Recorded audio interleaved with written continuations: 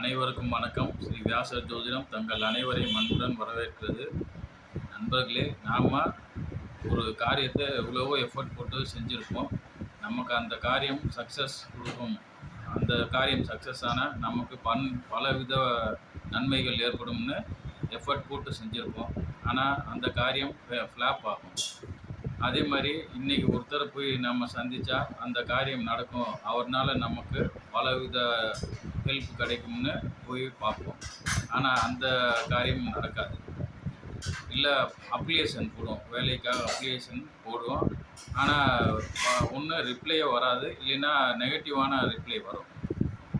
இதெல்லாம் எதுக்காக நடக்குதுன்னா, நீங்கள் அந்த காரியம் செய்ய ஆரம்பித்த நாளை பார்த்தீங்கன்னா, இல்லை அந்த நபரை போய் சந்தித்த நாளில் பார்த்தீங்கன்னா, இல்லை நீங்கள் அப்ளை பண்ண நாளோட நட்சத்திரத்தை பார்த்தீங்கன்னா, நீங்கள் உங்கள் பிறந்த நட்சத்திரம், அதாவது உங்கள் ஜென்ம நட்சத்திரம், நீங்கள் எந்த நட்சத்திரத்தில் பிறந்திருக்கீங்களோ அந்த நட்சத்திரத்துலேருந்து 3வது நட்சத்திரத்தில் நீங்கள் அந்த காரியத்தை செய்ய ஆரம்பிச்சிருப்பீங்க. இல்லை அப்ளை பண்ணியிருப்பீங்க, இல்லை அந்த நபரை போய் சந்திச்சிருப்பீங்க. இல்லைன்னா 5வது நட்சத்திரம், இல்லைன்னா 7வது நட்சத்திரத்தில் போய் இந்த மாதிரியெல்லாம் நீங்கள் ட்ரை பண்ணியிருப்பீங்க. அதனால அந்த காரியங்கள் ஃப்ளாப் ஆகும். அதாவது 3 நீங்கள் பிறந்த நட்சத்திரத்துலேருந்து 3வது நட்சத்திரம், 5வது நட்சத்திரம், 7வது நட்சத்திரம், இந்த நட்சத்திரத்தில் நீங்கள் செஞ்சீங்கன்னா அந்த காரியங்கள் நெகட்டிவான ரிசல்ட்டு தான் தரும். 1வது நட்சத்திரம், அதாவது நீங்கள் பிறந்த நட்சத்திரத்திலே செஞ்சீங்கன்னா அது வந்து 50-50 மாதிரி ஜென்ம நட்சத்திரம். சில சமயங்கள் நீங்கள் எதிர்பார்த்த நேரத்தில் வந்து ஃப்ளாப் ஆகி விட்டுரும்.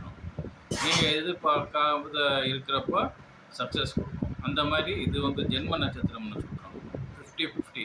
அது இல்லாமல் நீங்கள் அந்த காரியம் உங்கள் ஜென்ம நட்சத்திரத்தில் செஞ்சுருக்கீங்கன்னா அதை குறித்து நீங்கள் எப்பயுமே ஒரு சஞ்சலம், மன குழப்பத்தோடு தான் இருப்பீங்க அந்த காரியம் குறித்து. அப்போ நாம் என்ன செய்யணும்? நம்ம செய்கிற வேலைகள் சக்ஸஸ் ஆகணும். ஒரு நபரை போய் சந்தித்தா அது சக்ஸஸ் ஆகணும்னா நாம் என்ன செய்யணும்னா, நாம் பிறந்த நட்சத்திரத்துலேருந்து 2வது நட்சத்திரம், 4வது நட்சத்திரம், 6வது நட்சத்திரம், 8வது நட்சத்திரம் மற்றும் 9வது நட்சத்திரம், இந்த நட்சத்திரத்தில் பார்த்து நாம் ஒரு காரியம் செஞ்சால் அது வந்து சக்ஸஸ் கொடுக்கும். ஆனால் இதுலேயும் ஒரு விஷயம் என்னன்னா, இந்த 8வது நட்சத்திரங்கிறப்ப 17வது நட்சத்திரம் வந்து நீங்கள் உங்கள் நட்சத்திரத்துலேருந்து கூட்டிகிட்டே வர்றீங்க. அப்படி கூட்டுறப்ப 17வது நட்சத்திரம் 8வது நட்சத்திரமாக தான் அமையும்.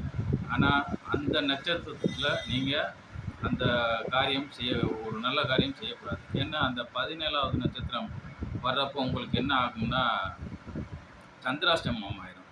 அதனால் அந்த நட்சத்திரம் வர்றப்போ நீங்கள் புதுசாக எதாவது செய்யாமல் ஏற்கனவே ஒரு பெண்டிங் சிக்கலான விஷயம் இருக்குங்கள, அந்த விஷயத்துக்கு வேணால் இந்த 17வது நட்சத்திரத்தை நீங்கள் யூஸ் பண்ணிக்கலாம்.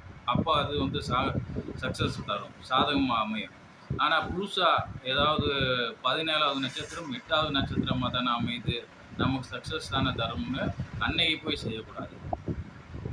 நீங்கள் உங்கள் நட்சத்திரத்துலேருந்து கூட்டிகிட்டே வர்றப்ப 8வது நட்சத்திரம் மற்றும் 26வது நட்சத்திரம் அப்போ செய்யலாம். ஆனால் 17வது நட்சத்திரத்தில் நீங்கள் செய்யக்கூடாது. ஏற்கனவே ஒரு பெண்டிங்கான விஷயமா இருக்குன்னா செய்யலாம், அந்த விஷயத்தை நீங்கள் செய்யலாம். அப்புறம் 9வது நட்சத்திரம், இந்த நட்சத்திரங்கள் வந்து உங்களுக்கு வந்து சக்ஸஸை கொடுக்கும். மேலும் சரி, நம்மளாக ஒரு வாலண்டியராக செய்கிறப்ப தானே இப்படி பார்க்குறோம். ஒருத்தர் இன்றைக்கி வந்து நீ பணத்தை வாங்கிக்கிறங்க, இல்லை என்னை வந்து பாருங்கன்னு சொல்கிறாங்கன்னா, அப்போ அந்த நேரத்தில் என்ன பண்ணோம்னா ஹோரைகள் இருக்குது. நான் ஏற்கனவே முன்னாடி வீடியோஸில் சொல்லியிருக்கேன், எந்தெந்த லக்னக்காரங்க எந்த ஹோரைகளை பயன்படுத்தி சக்ஸஸ் ஆகலாம்னு போட்டிருக்கேன். நீங்கள் அந்த வீடியோஸை பார்த்து ரெஃபர் பண்ணுங்கள், தெரியும் உங்களுக்கு. அந்த ஹோரைகளில் போய் பார்க்கலாம். சரி, ஒரு குறிப்பிட்ட நேரத்தை சொல்லி இந்த நேரத்தில் வந்து என்னை வந்து பாருங்கள் அப்படின்னு சொல்லியிருக்காங்கன்னா, அந்த நேரத்தில் நீங்கள் முன்னாடி உரையிலே கிளம்பிடணும் வீட்டை விட்டு. அதாவது நான் ஏற்கனவே சொல்லியிருக்கேன், உங்களுக்கு சக்ஸஸ் கொடுக்குற உரைகள் என்னென்ன உரைகள்னு சொல்லியிருக்கேன். அந்த நேரத்தில் நீங்கள் வீட்டை விட்டு கிளம்பி போய் பார்க்கலாம். இப்படி செஞ்சு பாருங்கள், வெற்றி அடையுங்கள். நன்றி, வாழ்த்துக்கள், வணக்கம்.